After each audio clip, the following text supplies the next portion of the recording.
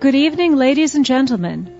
The U.S. Department of State Office of Art and Embassies, the Aspen Institute, the Woodrow Wilson International Center for Scholars, and the Ronald Reagan Building and International Trade Center are pleased to present A Conversation with the Honorees, featuring moderator Glenn Lowry, Director of the Museum of Modern Art in New York.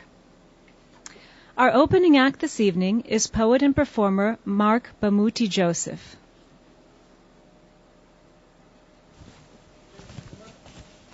Hi, you can applaud. It's all good.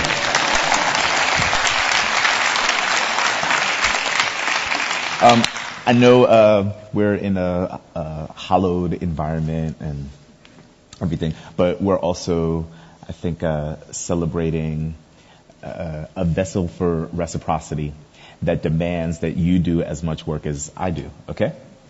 Yes? Cool, great. So it'll work if you do stuff like applaud and giggle. Cool. Love it! Cool. Our ancestors hacked bitterly at sugarcane. We are the sweet, never tasted by their sweat-soaked tongues. They begged for us to be here, never knowing who or what we'd become. We are their echoing elegy, perpetually sung. We are their echoing elegy.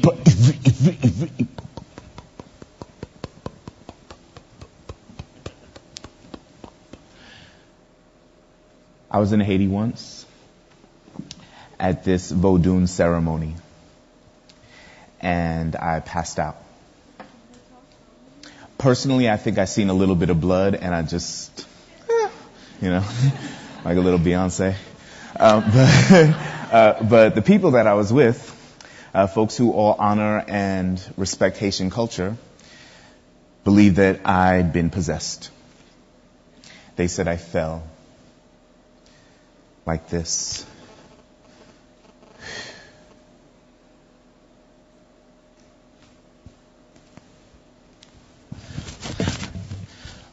A pawn or a priest. Either is possible. Who knows where your body goes when the spirit flies away? When you lose your mind, what jumps in to take its place? The Haitians called me Negine. My grand-mère, my oldest living relative, once told me that Guinée is the tunnel that connects Haiti to Africa. So when a Haitian calls you Negine, that's the real shit. That's like super black. It's true. It's like a stripe. I wonder what they'd say if they knew my kid was half Chinese and my girlfriend was white. This story begins in the middle. Halfway across the planet. I think that I'm awake.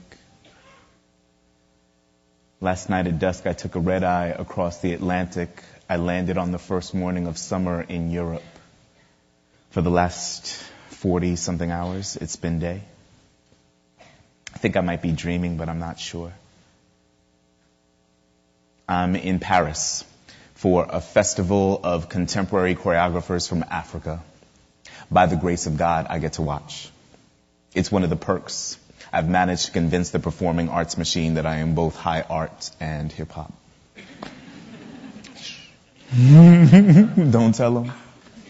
I'm stuck. I'm in between. Last row of the audience falling up, waking dream. In Paris, I represent my country in the flesh. I am the surrogate for Allen Iverson and 50 Cent. But what good is a black man in America if stripped of his right to threats? How hip-hop can I be if they let me on today's set? Anyway, as a guest of the institution, I'm at this festival, and on the first night, there's this soloist from South Africa. She does this joint where she puts on this Easter bunny costume head thing, and a pink tutu and like Pippi long stocking tights and a point shoe and a Converse, okay? And she performs this piece where she climbs in and out of a plastic bag.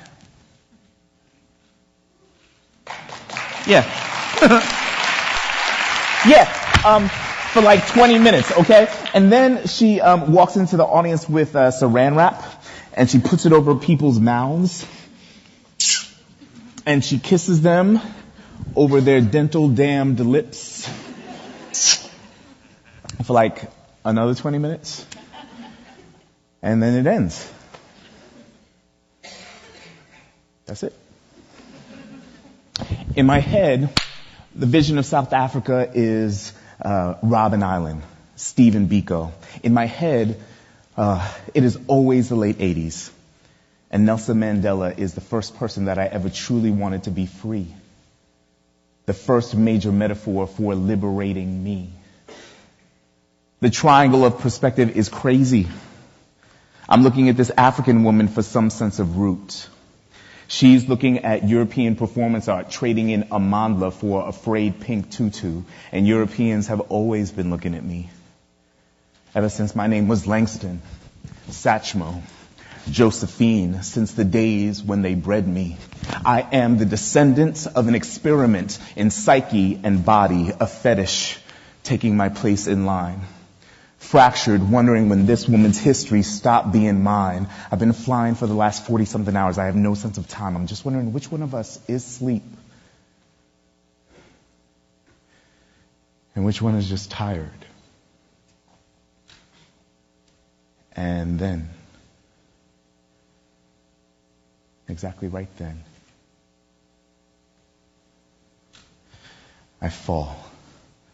This story begins in the middle. Halfway across the planet. I think that I'm awake. Last night at dusk, I took a red eye across the Pacific. I landed on the first morning of summer in Japan. For the last 40-something hours, it's been day. I think I might be dreaming, but I'm not sure. I'm a living word lost in translation. I guess this is a near-death experience. I'm at the club in Japan. Everybody in hip-hop knows that the culture is huge over here. Mostly because we've seen it on a Yo MTV Raps interview with the Wu-Tang Clan. Tokyo is like Times Square times 10. Midnight feels like 11 a.m. plugged into a socket. My hosts are all hip-hop kids. They insist, tired as I am, I'll roll with them to the spot. I lead with my ego. I think, why not? I imagine that when I enter the club, the music will stop. The rivers will part. The reverence will begin. Behold, Japanese mother lovers that sweat my culture. Authenticity is in the building. It's me. Thank you. Born 1975 in Queens, Tribe Called Quest, Nas, Run DMC. The real hip-hop is obviously oozing from all of my pores for all to see. And all ignore me. I am the only black dude in the room, except for the ones we're all listening to. I'm either so racist or self-absorbed or oblivious that I imagine some kind of props are due. Fist up. Head nods. Eye contact. None of that. I'm invisible. Race doesn't matter. I am just another guy that might be a little too old to be at the club. And in the great tradition of the wrong guy at the right party, I retire to a corner. The music still thumping. But I ain't been asleep since yesterday something.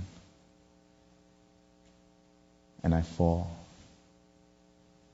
This story begins in the middle with the first African American woman that I ever met. It was a white chick from Lubbock, Texas.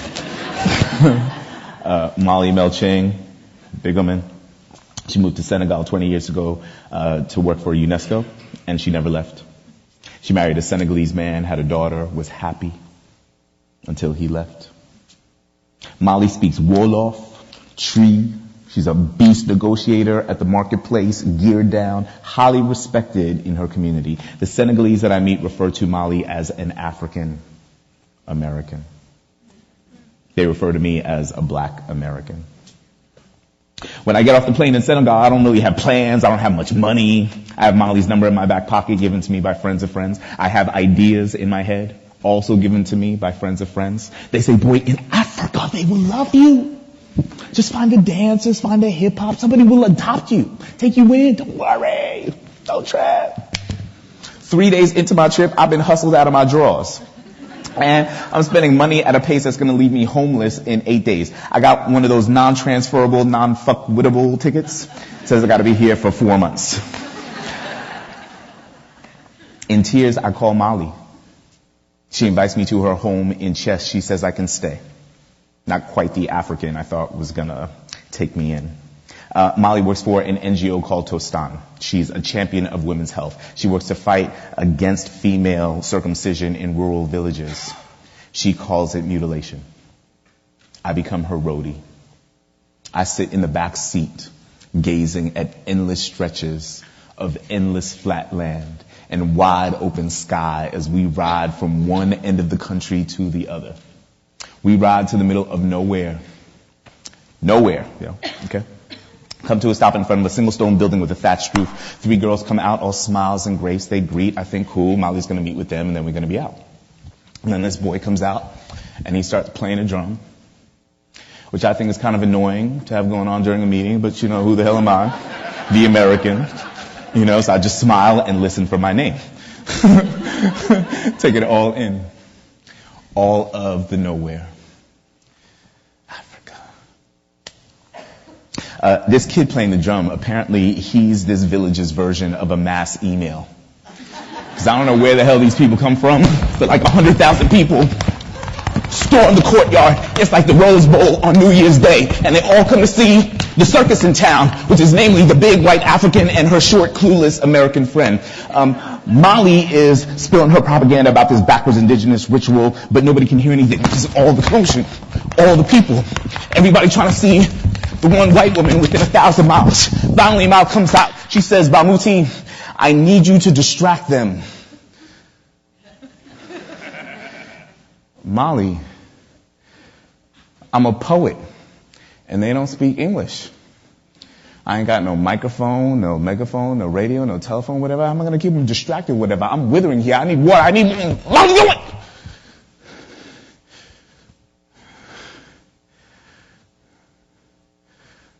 5 minutes later, the entire village. I'm surrounded. My heart pounding. Africa.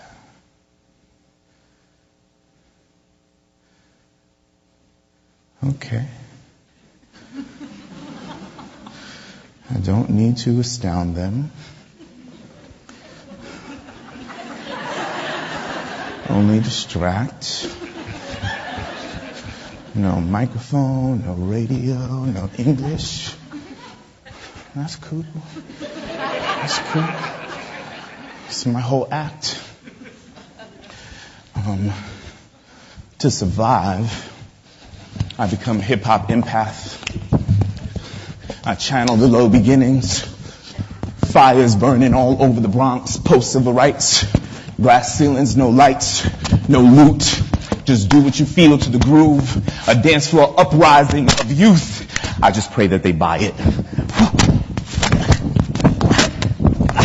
It's the future. future aesthetic, the future's not static, it's moving kinetically, manic, you mimic a cynic, a smith that works with flurried words, the world is this minute, magnanimous moment, a future aesthetic, a mythopoetic, cerebral, and so vivid, kinesthetic, is not in your head or your heart or your feet, it exists in all three. Woo! Okay, they're buying it.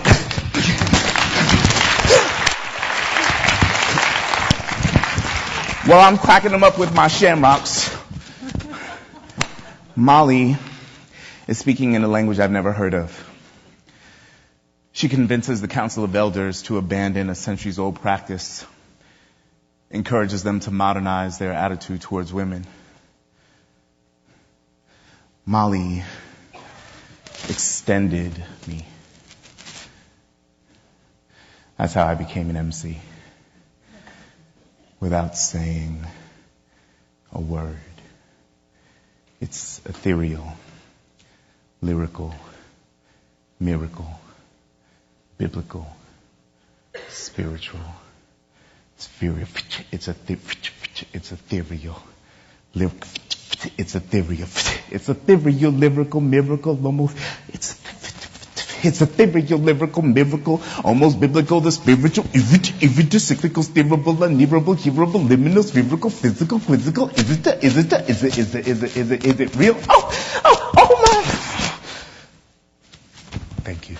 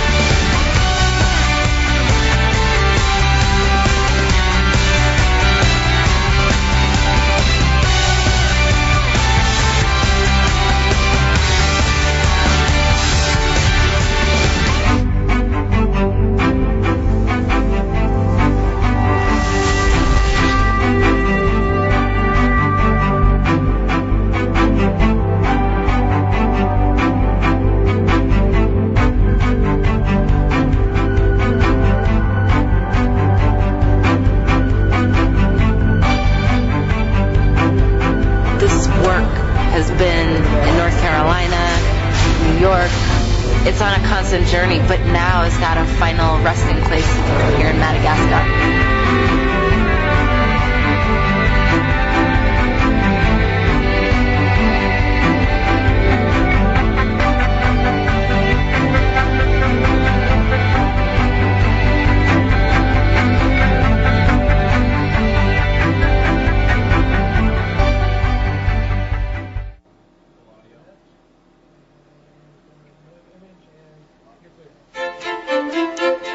Please welcome the Honorable Jane Harmon, Director, President, and CEO of the Woodrow Wilson International Center for Scholars.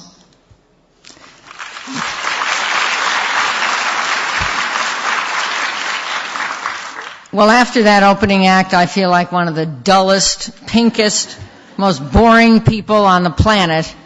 But I am here to welcome you to what will be a wonderful event and to thank the International Trade Center, the Art and Embassies program, and the Aspen Institute, my dear friend Elliot Gerson is somewhere down there, for partnering with us on this event.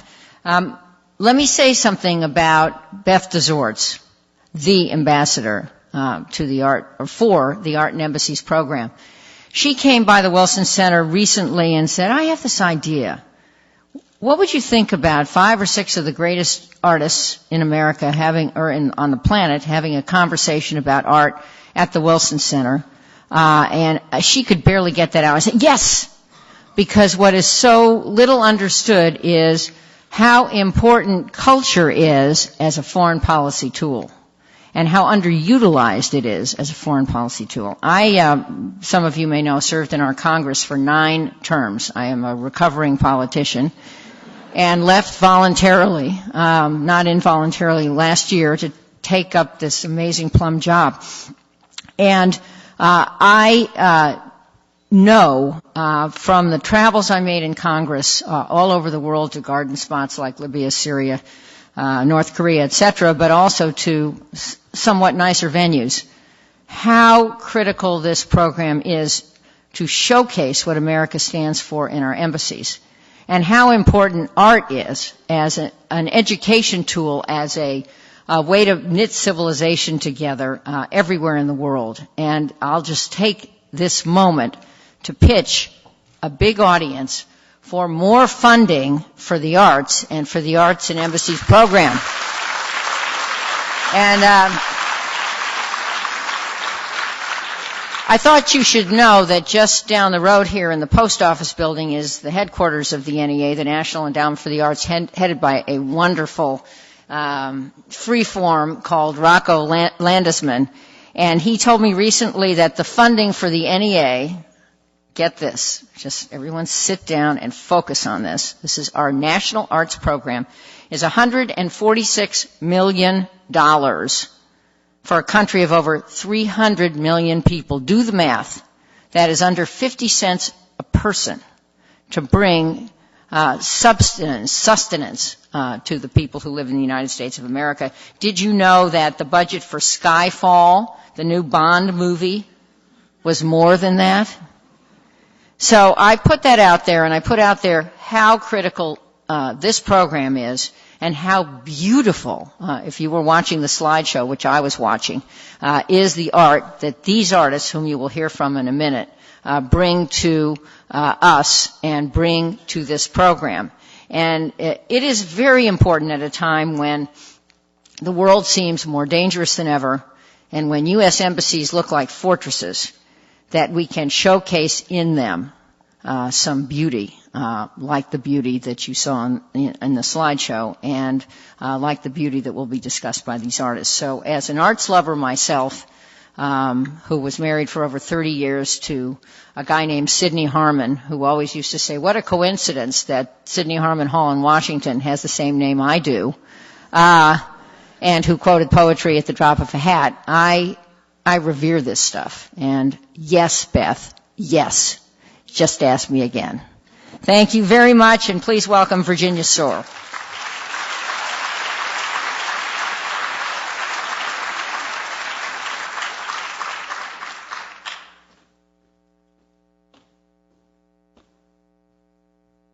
Good evening. Thank you all for coming. Thank you, Jane. Thank you to the rest of the Wilson Center team, the Aspen team, Elliot, Mary Elena, Damian Puono. Thank you, Beth DeZortz, our director. And I also, of course, I want to thank the artists, the 5 incredible artists that I've luckily had the opportunity to work with over the years, and to all the artists in the room who've worked with our program over the years. The video that you just watched gave you a glimpse of Art and Embassies today. Art and Embassies today has changed. Over the past decade, our program has grown immensely. And we're incredibly proud of the way our program has changed in terms of now we don't only work with American artists, we actually work with artists from the host country. It's now a program not just about America, it's about cross-cultural exchange.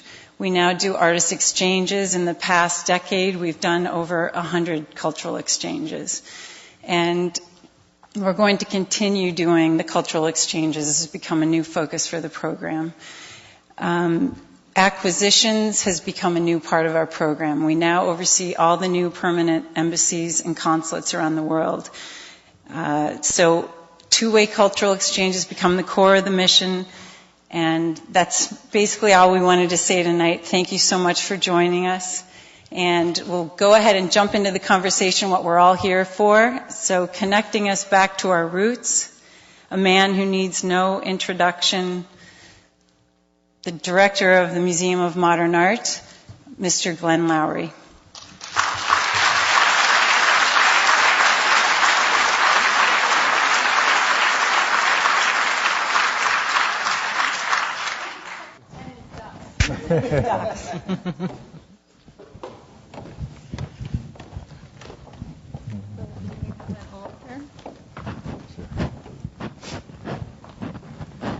Do we have an order? I don't know that we have an order. I think we'll just take it as it comes. Okay. And I'll try and remember where everybody is sitting. So good evening. I'm Glenn Lowry, and I'm delighted to be sharing the stage with 5 extraordinary artists to celebrate not only their work and their achievement and their recognition by the Art and Embassies program, but the 50 years of this remarkable effort on the part of this country to underscore the importance of the arts to us as people and to our dialogue and friendship with those around the world. It is an important moment, especially for me representing the Museum of Modern Art, because the Art and Embassies program was born in part through the Museum of Modern Art in its very early years. And I just want to say that no one then, I'm sure, could have envisioned, Beth, what this has grown into. You and your incredible team have done an astounding job, and I think the work that you were able to see earlier this evening is a small reflection of the many great things that you have made possible. So with me tonight are 5 artists whose work I admire enormously. Cai Guo-Qiang, and Cai is in the midst, and maybe he'll tell us about it in a moment, he's in the midst of preparing a work for tomorrow that will help celebrate another institution, the Sackler Gallery, as it marks its 25th anniversary.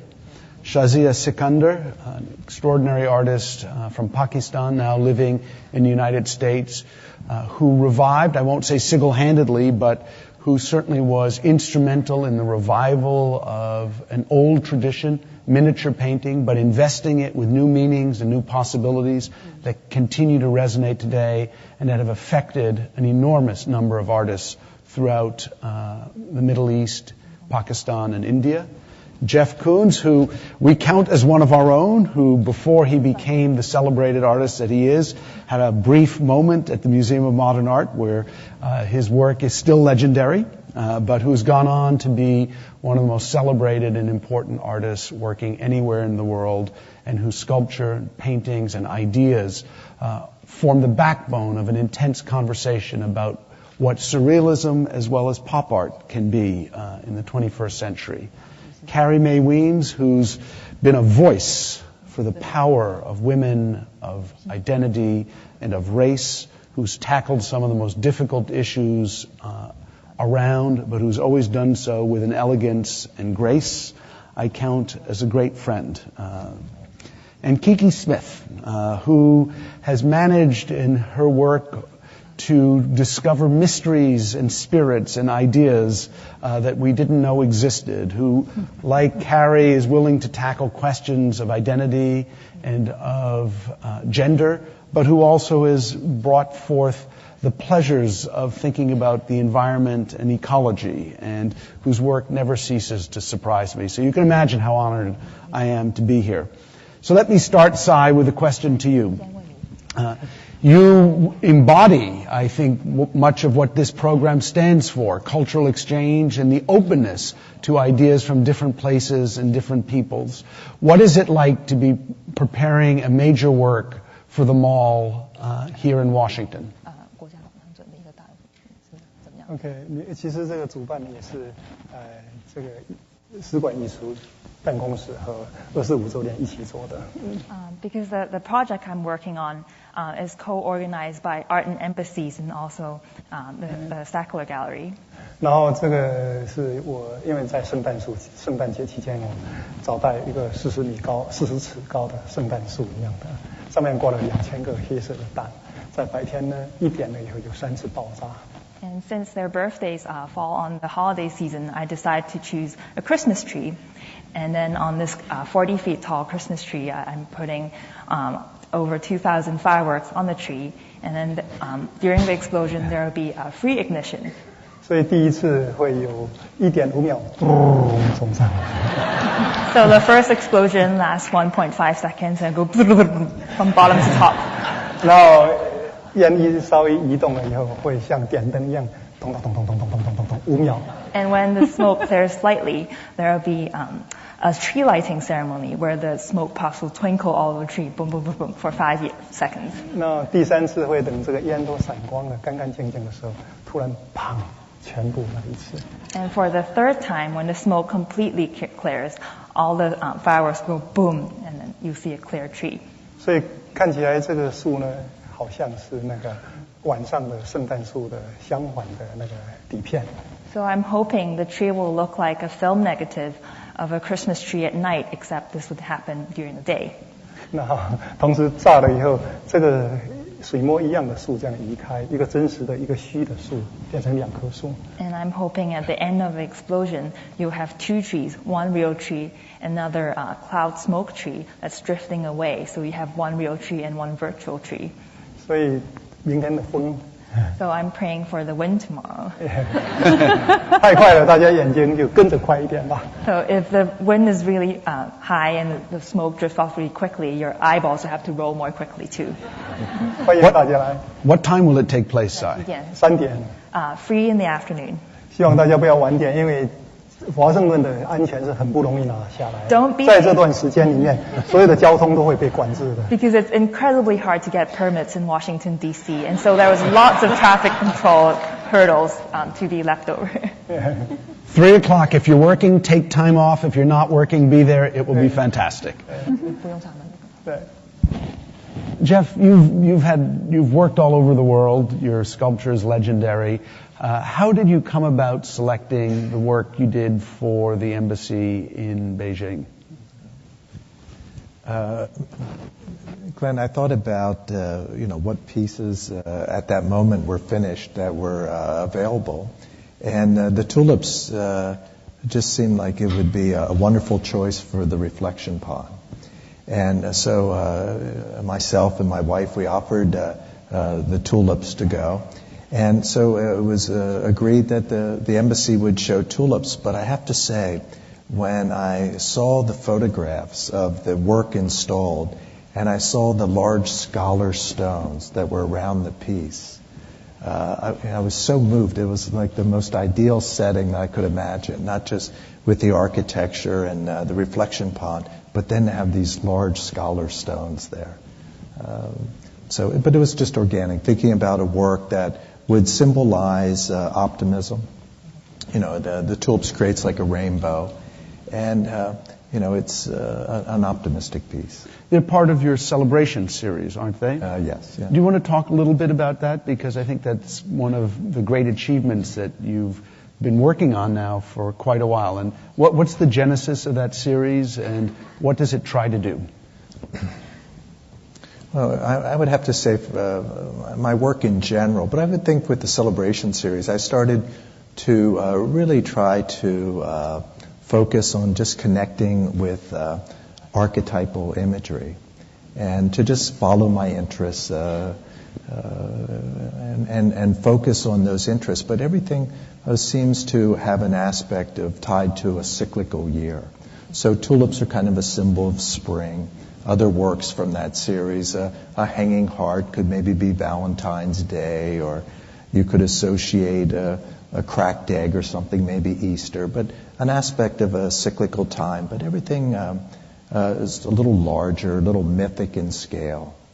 And so tulips was part of that series. Carrie, I was struck by something that you said at some point, and I can't even remember where and when, but in talking about your work, where you were discussing that you've come to address issues of love and other matters, but your work is always about race. And Carrie's work, if you don't know it, often uses text and images that you take yourself but find, and text that you write and find as well. How did you come to use these different sort of almost intersecting strategies, the word and the image? Golly, that's a long story. But I probably think more of it is, I think that my work is really focused in the area of unrequited love. I think that all those other issues of race and gender and so forth, are really subordinate to this other deeper idea, more complex idea about the struggle and the battle for love and affection and desire and need and wants. So I'm always sort of grappling with those ideas. And but early on when I was a student, I had a really wonderful teacher. We fought a great deal, which is I have a history of fighting with lots of people. She may look mild-mannered up here. And but we had these really sort of great talks about photography. And one day, he said to me, "So what's this about?" And I said, "It's obvious. You can tell. The picture is worth 1,000 words." And he said, "Yes, that's true. But which 1,000 are you talking about specifically?" And so it was a question. It was a question. It was a challenge. And I've been for a long time making work then based in image and text. Though for the last many years, actually, I haven't been really doing that so much. Though I continue to write a great deal in relationship to the work. You've been doing a lot of video work. I've been doing a lot of video work. And I think actually that sort of gives me that opportunity to play with ideas about sound and voice. And I have a chance to work with musicians. And of course, in this context, in the American Embassy context, artists were very, very important. Musicians were very important in the early years of arts and embassies programs around the world. I mean, the sort of great, great, great music of people like Dizzy Gillespie and Armstrong and etc. They were really, really important. That book, Satchmo Blows Away the World, was absolutely critical in really understanding the role of artists, music, literature in cultural diplomacy. And so it's sort of wonderful that I get a chance now to work with musicians as I do my own work. And tomorrow night, thanks to Virginia Shore, who I've now known for many, many years, and I love working with this program. I get a chance to work with the amazing artist and pianist Jason Moran as we sort of work out some ideas around sound and image and word. And I do think we should give Virginia a huge round of applause for the work she does.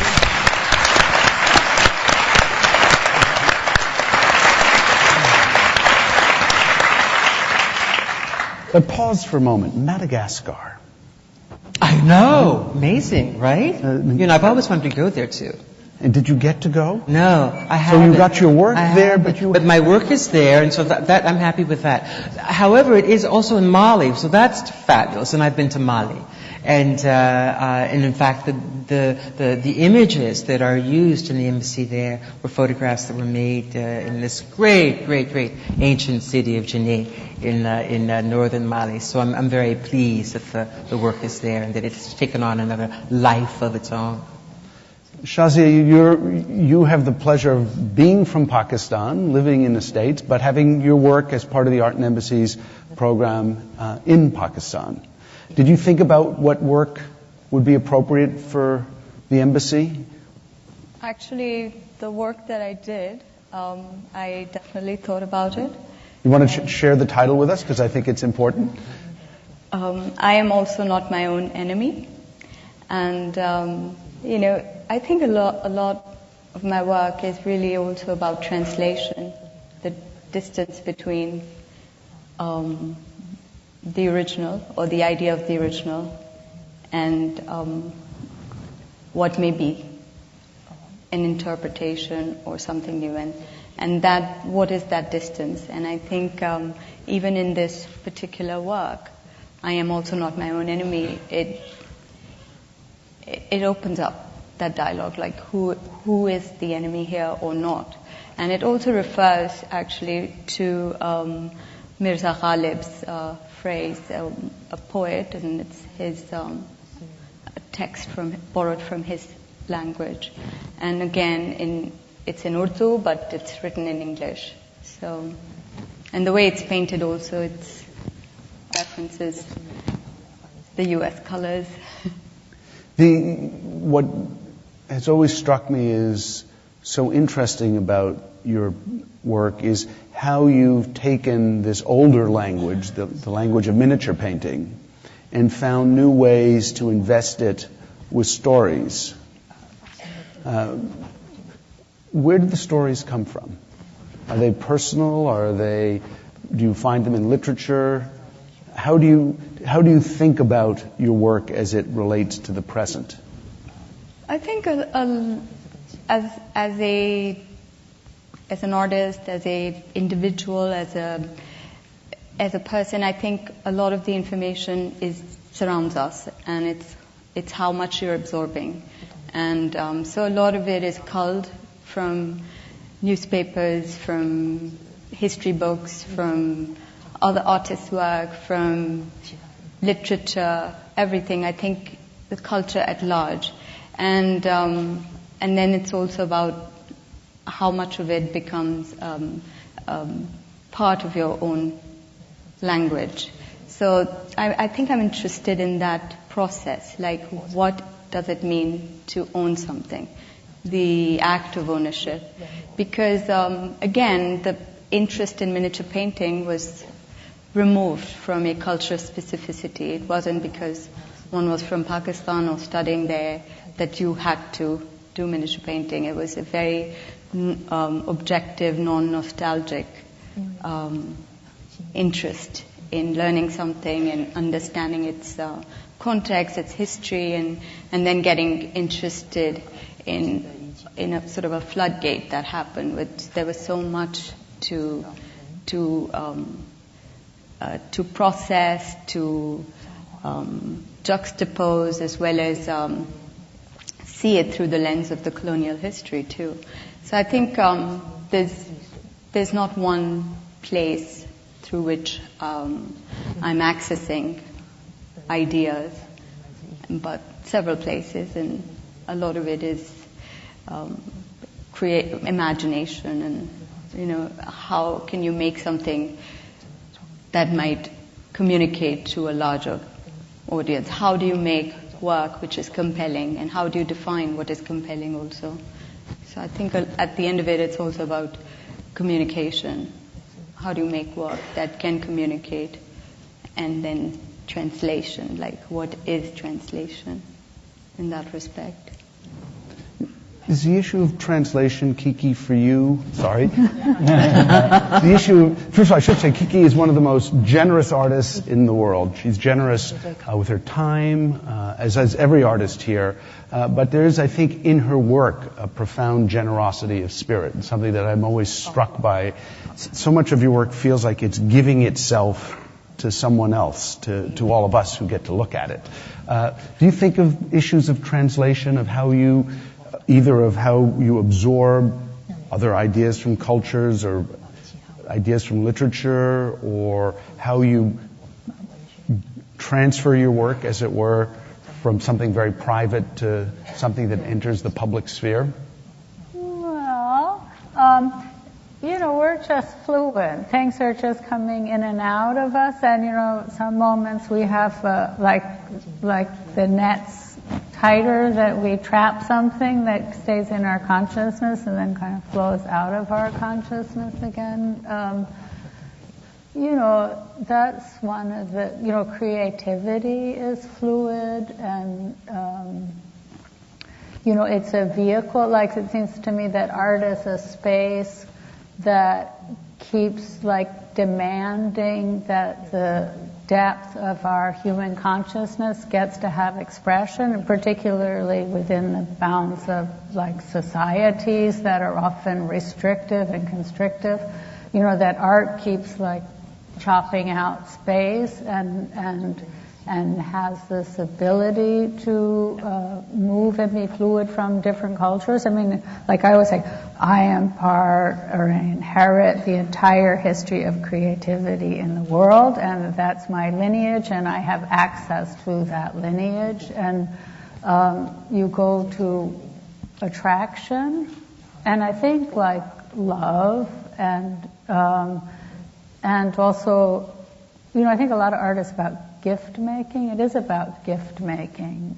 It is about trying to like synthesize something outside of yourself that you can then like reflect and look at, and but it also is something that has the capacity for other people to have their own authentic experience too, and embrace. So, you know, it is like water in water. I mean, we are essentially, I would think, like creative and technological beings, and besides that, you know, we're just things that food go through. You know, so it's the most natural that we make creative, you know, have some way of making creative expressions. And, you know, certainly within the context of the embassies, you know, we are all extremely fortunate, and also the people working. This was my thing. Like the people working, it's most important that America has this like history, problematic history with visual arts and a suspicion of visual arts. And it is just because of our history, you know, but, you know, so it hasn't been, you know, so supported in the governmental ways, like in the broad culture like that, but it has always been supported by individuals because, and you know, this is one of the great contributions we have here. Now I forgot what I was saying because I always forget what I'm saying. But anyway, that's another thing. I should say that speaking of lineages, you come from a remarkable lineage of artists. Your sister Seton, who's a terrific photographer, is here with us tonight. And you're both here because you're celebrating your father's 100th birthday. Is that right? Yeah. The National Gallery. Yeah. So. My father is Tony Smith, and on Saturday there's a talk at the National Gallery about his work by some people from the museum, but also the artist Charlie Ray is speaking on his work, which is for us the greatest privilege to hear. Well, you know, that's one of the wonderful things about being in an environment like this, that this kind of programming sort of brings together, that not only do we get a chance to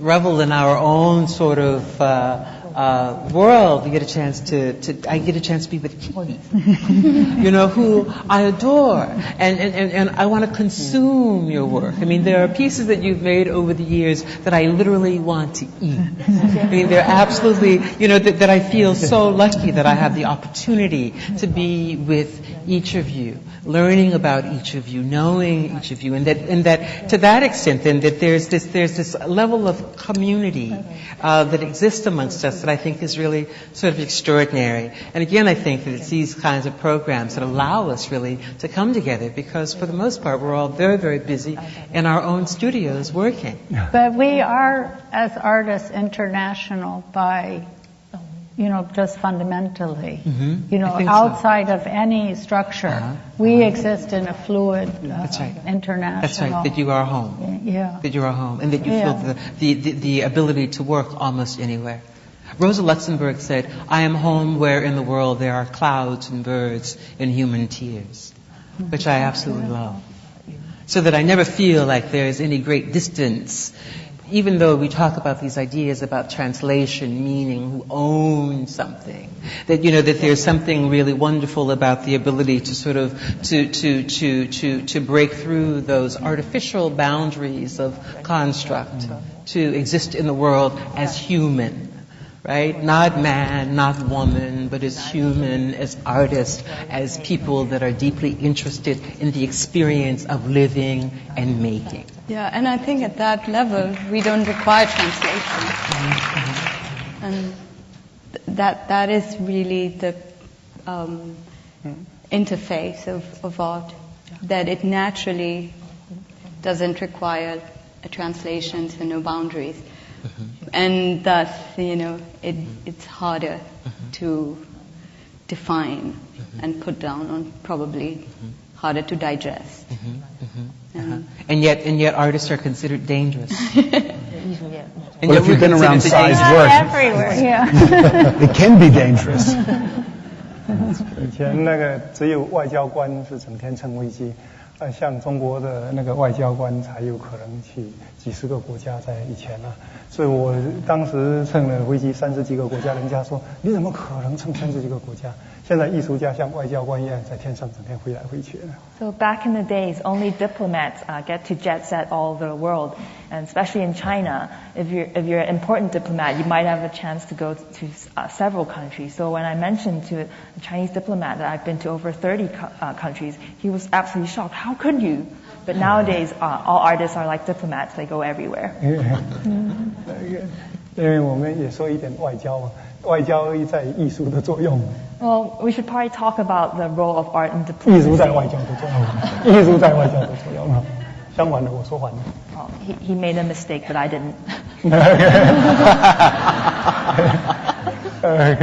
我说一点那个艺术在外交作用。So let's talk about the role of art in diplomacy.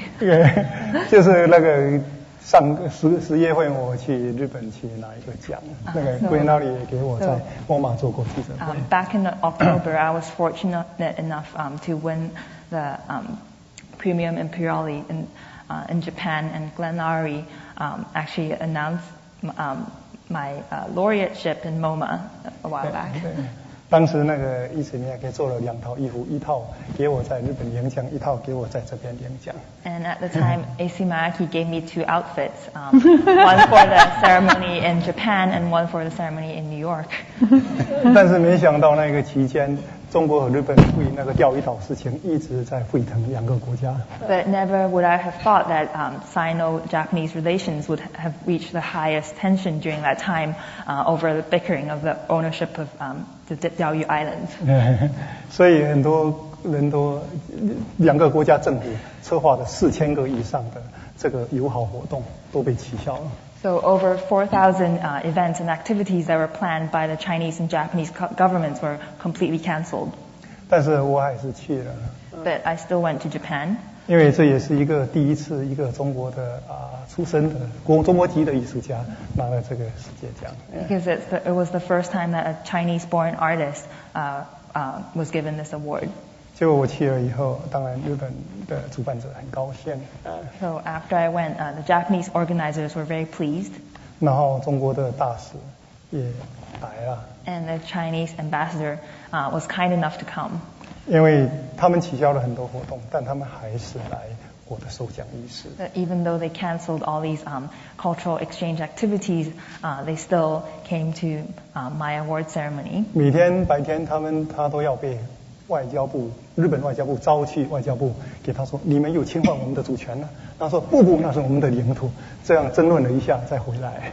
So during the day, the foreign offices of both countries would sort of yell at each other and say, no, these islands are ours, and no, these islands are ours. But in the evening, they all sit down together and have a nice dinner. 对，所以这个就是艺术有时候能做政治上做不到的事情。So sometimes art can do things that politics cannot. 他们打算。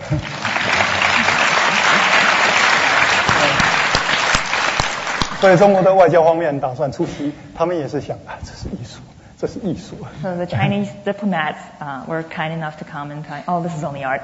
对，这因为艺术是很直接的，从情感上，从人的那个对话开始的。Because art is always a very emotional exchange and experience between different human beings. No, I think that's said so beautifully, Cai, that one of the things that all of us who have the privilege of working in the arts know is that there's a community that we live in. It's a little bit what Kiki and Carrie were talking about, that we live in this community and it doesn't actually matter where we are. we are always connected to interesting people who, even if they have different political positions, share a common belief in the value of art. And I think that's what the Art and Embassy program constantly underscores. And Jeff, I wonder, you've worked in some of the most interesting places. You've tackled Versailles, for instance, brought it to its heels with your installation. When you do those kinds of projects, and then for those of you who don't know Jeff, probably 5 years ago now, I'm guessing it was more or less that. Yes, I think it was around 2008. 2008, Justine? I was invited to do an installation in Versailles, one of the most hallowed spaces in French. And if anyone knows the French, they're not really good about sharing their cultural prowess with the rest of the world. And, especially with Americans, who they see as upstarts. But there you were. What was it like? Did you see yourself in a way as an ambassador for the United States there? I think artists are always, and the people that are here, people that are participating, that's the main drive. You want to participate. And so when you're young, you get together with your friends, you talk about art, and you, to your desire, you participate. And art's about connections. And the more connections, the more powerful it is. So when I was younger, I would think about what Louis XIV, what Louis XIV, what fantasies he would have when, to be able to have complete economic and political freedom to create something. And we all have these freedoms every day and art's really about how much freedom that you give to yourself, but what maybe his fantasies would be. And so when I went to Versailles, I was just very, very open. What would seem like a natural piece to place in different rooms. But Glenn, my experience with art in a nutshell is really that it's a vehicle that lets you have self-acceptance. You participate in learning to know yourself, and once you have a sense of yourself, you automatically want to go outward, and you want to have a dialogue about everything that's external. And, it leads you to have everything in play. It's about all these connections. And it's about other people and acceptance of others. So automatically you're in this dialogue that you want to also have more and more open to you. And that openness comes from acceptance, accepting everything around you and letting it be in play, to let it be in dialogue. And that's where art finds its interests, its information, its ability to connect. One of this evening is about cultural exchange and cultural diplomacy, and it seems to me that one of the places where so much of that exchange occurs is often in the form of the biennial.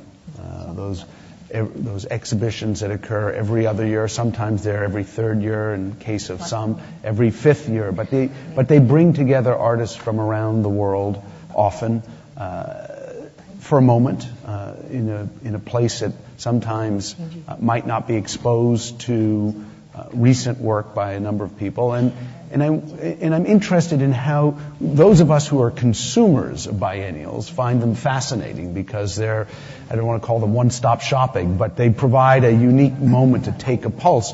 And I wonder what it's like from the point of view of an artist to be part of a biennial. I think, Shahzia, you're working for the Sharjah Biennial. This is one of the newer biennials that takes place in Sharjah in the Gulf. In March, if I'm correct.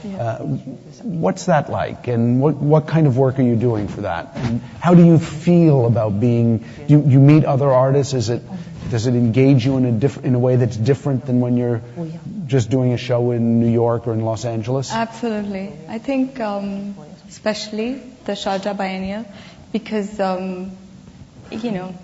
being in New York, you are pretty much separated. It's from that region, versus sort of living nearby or close by. So that's one aspect. The other is that I have been to UAE several times, but not necessarily to engage with the context of Sharjah and the foundation itself. So this time I really was much more open to understanding its history in the region and its relationship to Pakistan and its relationship to other Asian countries, because there's lots of migrant workers, lots of people, expats that also bring to life that area.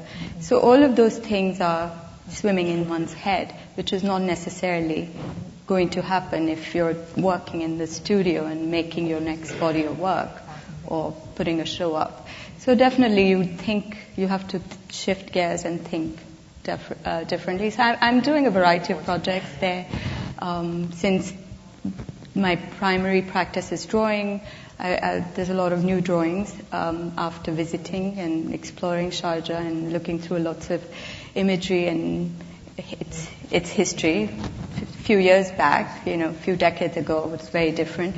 So it's and then I'm doing like a multi-channel video animation work. I'm working with another musician for the sound, and also working on a film project which will be shot there in 2 weeks on site. So there's a lot of relationship to the location, engaging with the people there, engaging much more with the fabric of the host country or the host society in that respect. It is about acceptance. It's also about finding ways to engage through a different tempo, rhythm, and then also learning in the process more, and how to create that boundary that's going to create something meaningful between that particular engagement as well as the larger platform, which is well visited, as we know, by globally through everybody. So I think in that respect,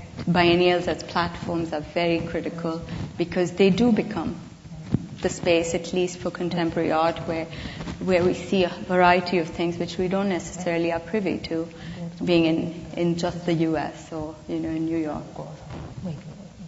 I think it's also, I think that the thing that's important, and I think that this sort of underscores what you were just saying, that that you have to do what we do, you have to love it. Yeah. I mean, you really have to love. Like I am a slave to my work. It tells me what to do. It gets me up in the morning, and it tells me when I'm going to go to bed at night. It rules my life. And there are parts of it that I find absolutely maddening, and there are parts of it that absolutely save me. I mean, art has saved my life on more than one occasion. And how we participate in the world, I think, that this thing called diplomacy is a very complex thing. It's not a static thing, that exists on many different levels. From this way in which Kiki was talking about, the way in which the things are simply flowing, information, ideas, emotion, concept, being, that these things are flowing back and forth through many different channels. So that there, on the one hand, there's that this emotional thing, this thing that we are attempting to live through, that we're attempting to communicate through volumes of stored information, sensibility, concept, being. Right? Is one thing. The way in which we work as artists, that you can be I can be in Mexico, or I can be in South Africa, and the artist and the people assume that the work was made there, that it is transcended where it was made, that it's now simply about what the material is and what the material is trying to get at that becomes really much more important.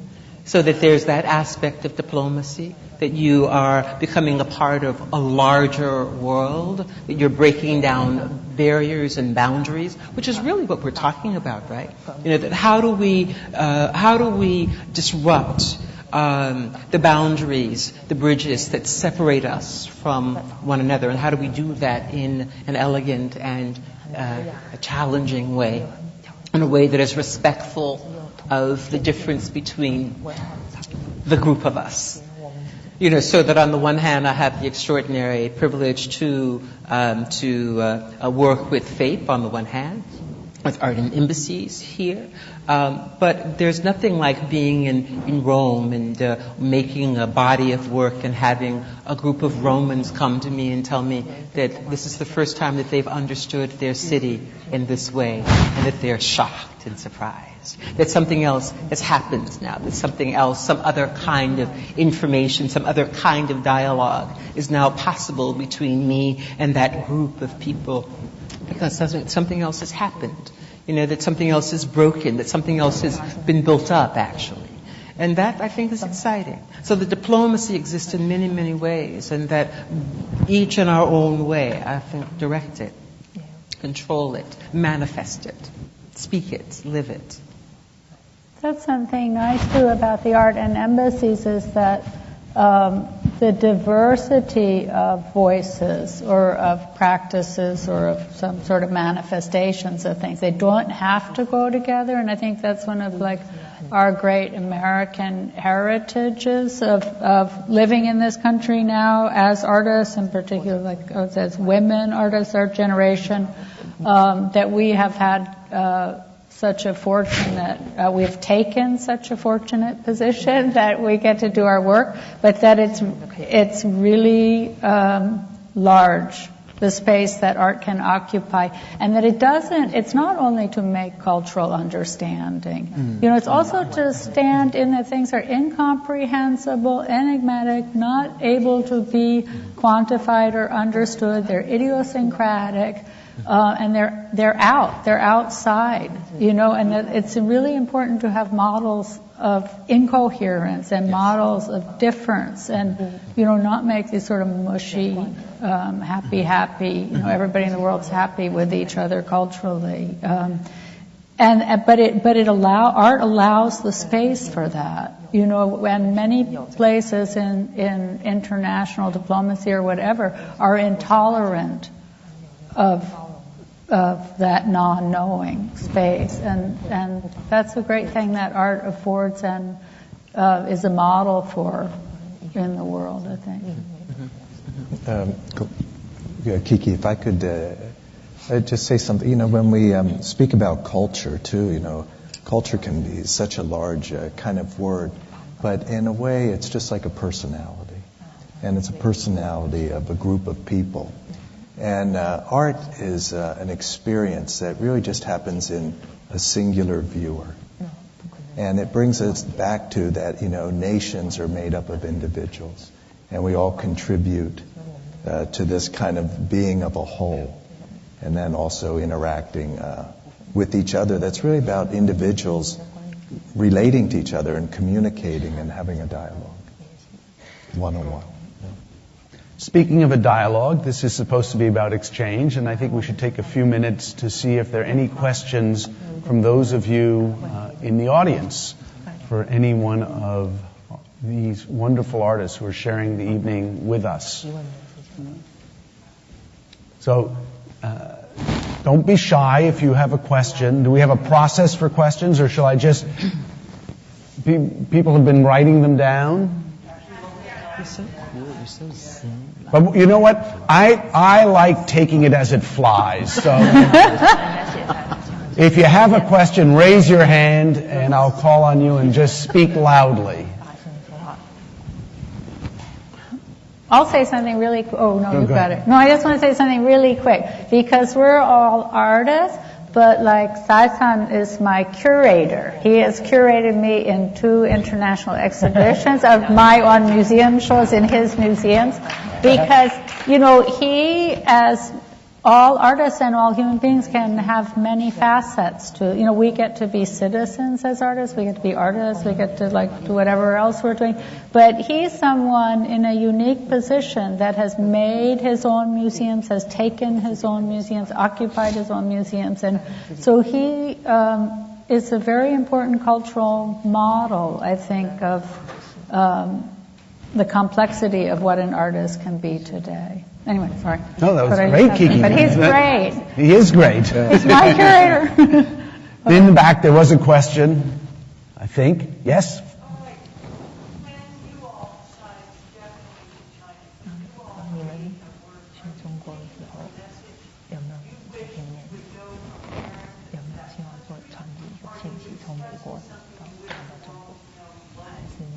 Did everyone hear that question? She asked if any of these artists, but I think she was directing it perhaps at Jeff in particular, when they create a work that might go to an embassy or abroad, are they trying to send a specific message?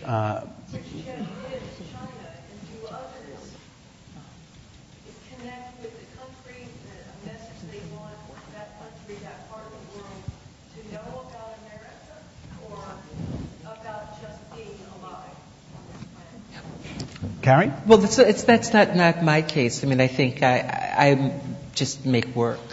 I make work that I'm really deeply interested in and that really engages me. And then I think that it's been the thing that's been interesting is that. And then there's a real consideration about what will be the best work for a certain embassy, so that out of the many pieces that I've produced over the years, maybe only a few of them really speak in I think in a certain way that allows that work to go maybe to Madagascar or Liberia or the U.S. mission in New York. So no, I've never made anything with the mission in mind. I haven't had that experience, but maybe others here have. 我的情况就是他问的有一点点兴奋，就是使馆艺术找我去给北京的美国大使馆做作品，对我来说是一个很新鲜的事情。So my work was probably trying to do something like you had mentioned when Art and Embassies invited me to create a piece for the embassy in Beijing. I was very excited. 说实话，在北京的所有的政府的部门里面，我还没有一件作品在里面挂着。所以变成唯一一件在北京的政府里面就是美国大使馆。So to be honest with you, no Chinese government agency has ever commissioned me to create a work for the government building. So it happens that Americans were the first to ask. 所以当时我用火药炸了一只鹰和一棵松树。So I used gunpowder to depict an eagle and a pine tree branch. 好像两个国家的一些东西有一点在发生关系。So these two things from the two different countries are creating a relationship with each other. 但艺术家刚才他们大家也说了，就是在不同的文化做作品的时候，经常有很多技巧，有时候跟外交官很像，有时候又不一样。But when artists work in the world in different countries, like everyone here has mentioned, everyone has their little tricks. It's like being a diplomat. Everyone have their own set of skills. 就是像我去年12月在多哈，因为是一个阿拉伯的文化里面，我就感到自己特别不理解，所以应该怎么做很担心。So last December when I was working in Doha in Qatar, because it's in the Arab world, and I felt mystified by it. I was very worried. 所以我就花了50天带着我的团队一直住在那边。So I brought my team and stayed there for 50 days. 那跟当地很多义工一起合作。And I tried to work with volunteers from local communities. 然后有时候我要写一个阿拉伯字叫脆弱，也是他们手把着手我教出来的。And when I tried to write fragile in Arabic, the museum staff held my hand and taught me how to write it. 所以慢慢的我就想炸他们那个女性的阿巴亚，他们也就容忍我做了。And because I've invested so much of my own energy there, when I wanted to put gunpowder on the abaya robes that local women wear, the museum was very tolerant. 因为他们知道，他们知道我是认真的。Because the museum knows that I'm very serious about what I do. 他们知道我是认真的，是在跟他们的文化对话。And they know that I'm trying to create a dialogue with their culture. 后来我又做了他们的那个国王的马皇，拍这个马是怎么的受精啊，怎么的马杀鸡，怎么的跑那个跑步机啊，这样的奢侈，怎么养大的。And then I made a video piece documenting how the Arabian horses are raised in their specialized breeding and training center, because these horses would be artificially inseminated, and then they would go through a very strict fitness and beauty regimen every day, where they swim laps in the swimming pool and then run on a treadmill, and then you get a shower, shampooed, massage, beautified with all different ointments. It's good to be a horse in some places. 对，所以后来我甚至也做了一个叫一起飞的，把一个骆驼象征阿拉伯的文化符号，还有一群鹰，把它抓起来当了一个装置，做一个装置，他们也都支持我完成。And when I made another installation called Flying Together with a flock of falcons lifting a camel, the museum staff were very supportive and wanted to finish the work. 所以我感到重要就是要尊重他们。还有跟真诚的在对话，试图理解他们这些文化的不同。So if you start by respecting these cultural differences and earnestly try to initiate a dialogue with all different peoples, then people will learn to accept you. 他们相信我们是尊重他们的，他们就愿意尊重我们做一些事情。And people will learn to respect you and trust you and give you creative freedom. 后来当然我的艺术也会影响了他们一些年轻的艺术家，思考如何从自己的传统文化发展成当代的。And I was hoping that my art practice would influence the young artists from the region, so they can see how to transform their cultural icons into 当代的 works that contemporary works of art. 但他们也影响了我做了一些很好的东西，而且思考阿拉伯和世界的关系等等。They also influenced me deeply and allowed me to contemplate from a new angle the relationship between the Arab world and the rest of the world. I think actually on that note of tolerance, and I do think one of the great things that art does is build bridges and create conditions that allow for tolerance, generosity, love, requited or otherwise, to take place. We should recognize, celebrate, and thank Kiki Smith, Carrie Mae Weems, Jeff Koons, Shahzia Sikander, and Cai Guo-Qiang, 5 remarkable artists who will be honored tomorrow for sharing this evening with us.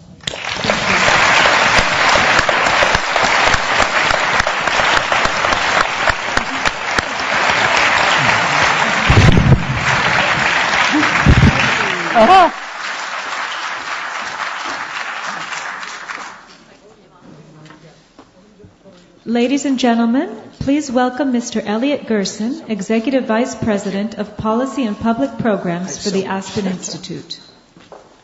Well, this, I think, is a doubly perilous assignment. First of all, to end that incredible, brilliant exchange, and also to separate all of you from what will be a wonderful reception. But someone had to have this assignment. So I will be brief, but on behalf of the Aspen Institute, the Art and Embassies program of the State Department, the Woodrow Wilson International Center for Scholars, and the Ronald Reagan Building and International Trade Center, I'd like to say just a few words, largely of thanks to all of you for joining us here tonight to celebrate the 50th anniversary of this remarkable program. We know that you couldn't help but enjoy Mark Mahmoudi Joseph's amazing, exhilarating performance that we saw, and I think all of us will long remember that incredibly insightful dialogue that we all listened to. I mean, just the thrill to have that kind of exuberance of talent together at one time in one place and be able to eavesdrop on it, I think was very, very special. And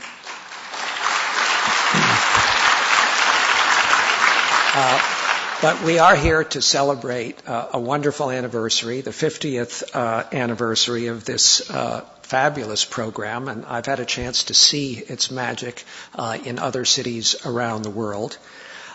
In that regard, I'd like to particularly thank Beth Dozoritz, whom it's been my privilege to know and work with for, probably about 15 years, Beth.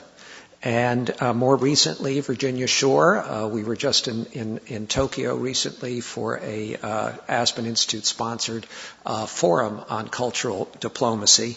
And they've just done an extraordinary job in running this program absolutely brilliantly during a time of obvious challenge for any kind of cultural fundraising, but also deserve special thanks, and Virginia mentioned this, for the insight they had to include contemporary artists from the host countries, in addition to American artists, to foster the kind of cross-cultural dialogue and exchange that we just got a glimpse of.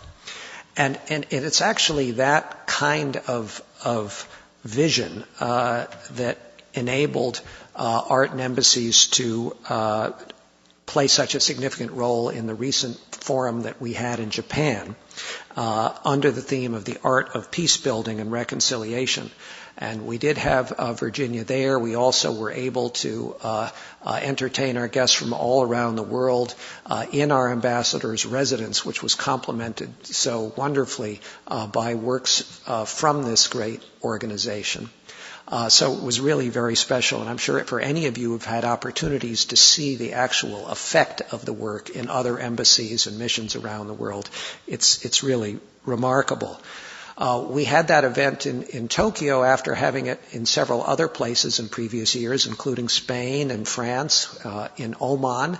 And I'm glad to say I think next year we'll actually bring the magic of this kind of cultural diplomacy event to Congo. And if there's a place in the world that needs the magic and power and peace of art, it's certainly Congo. The Aspen Institute, and many of you may not realize this, but when we were founded in 1950, art was very much at our core, art and music and literature. And in the decades since, we've evolved increasingly, at least in outside perception, as an institute focused on public policy and foreign policy, domestic international policy. And it seems like a small world, but about 7 years ago, largely under the inspiration of the late Sidney Harmon, one of our trustees, we brought art back really to center stage at the Institute, and not art in terms of performance or display. Sidney always used to say that art is it's not decoration, it's not entertainment, it's fundamental to everything we do and who we are. So in our programs in the arts, what we do is not just show art, give artists a stage or an opportunity to read or perform. We actually engage artists in everything we do, whether it's discussing refugee issues or whether it's discussing education in American public schools, because we believe the perspective of artists is so fundamental and so important. So that is what we do. It's now my privilege to oversee a suite of arts programs, including one run by Damien Ponos, who's here tonight, that deals with cultural diplomacy, but also a spectacular one run by the dancer Damien Wetzel, and we're about to launch one run by the wonderful playwright Anna DeVere Smith. So art is very much part of what we are all about now. Finally, and I did promise you would be able to get to this reception, I'd like to recognize a few people who made all of this possible, other than those, of course, I've already mentioned, Damien Puono, but also Maria Elena Amatangelo and Agnes Pua for their contribution to the planning of this event, Welmed Lanstra for Arts in the Embassies, who helped coordinate the event, and of course the Woodrow Wilson International Center itself, especially Jane, who mentioned that we jealously share her with the Wilson Center. She's also a trustee of the Institute. Sharon McCarter, Marie Stella Gutsoulis for facilitating logistical and outreach efforts, and of course the Ronald Reagan Building and International Trade Center for hosting us. So now it is my pleasure to ask you please join us at our reception. Thank you very much for being here.